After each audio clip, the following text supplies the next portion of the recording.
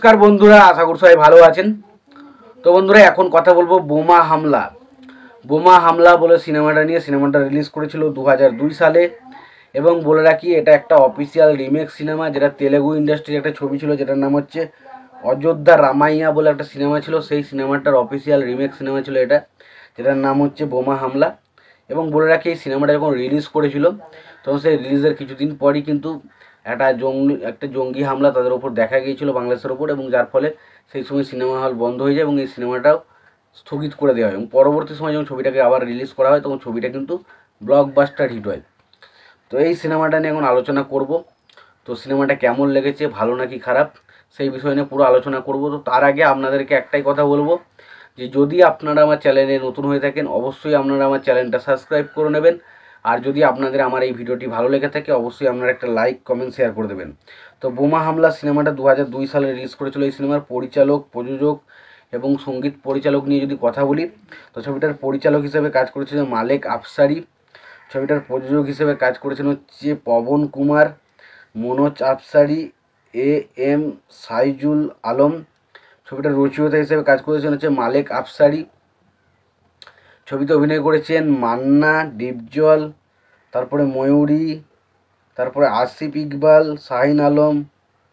আর ছবিটার সুরকার হিসেবে কাজ করেছেন হচ্ছে আলী আকরম শুভ।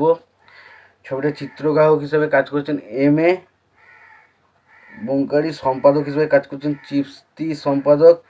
এবং ছবিটায় তো বললাম, এবার ছবিটা নিয়ে বিশাল আলোচনা যদি করি, তো বোমা হামলা এটা পুরোপুরি একটা অ্যাকশন ওরিয়েন্টাল সিনেমা, যেখানে আমরা মান্নাকে অ্যাকশন করতে দেখি এবং অ্যাকশন সিনেমা হিসেবে কিন্তু সিনেমাটা প্রচণ্ড বেশি প্রশংসিত হয়েছিল।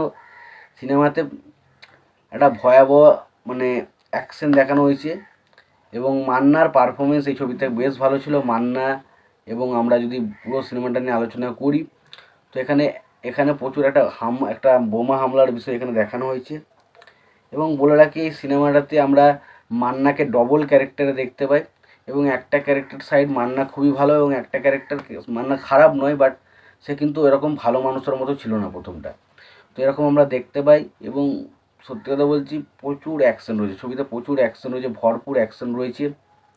তো যারা অ্যাকশন সিনেমা লাভার তাদের কাছে কিন্তু সিনেমাটা বেশ ভালো লাগতে চলেছে। এবং অনেকে তো তেলেগু সিনেমাটা অযোধ্যা রামাইয়া যে সিনেমাটা দেখে থাকো, তোমাদের তো কেমন লাগছে সিনেমা তোমরা অবশ্যই জেনেই গেছো। তো তোমাদের এই সিনেমাটা নিয়ে যদি কোনোরকম কোনো মতামত থেকে থাকে তোমরা অবশ্যই জানিও। ভিডিওটি ভালো লেগে থাকলে লাইক, কমেন্ট, শেয়ার করে দিও। চ্যানেলটা নতুন হয়ে থাকলে অবশ্যই তোমরা চ্যানেলটা সাবস্ক্রাইব করে নিয়ে পাশে বেল আইকনটা অবশ্যই প্রেস করে দিও। ততক্ষণের জন্য ভালো থেকো, সুস্থ থেকো, দেখা হচ্ছে পরের ভিডিওতে।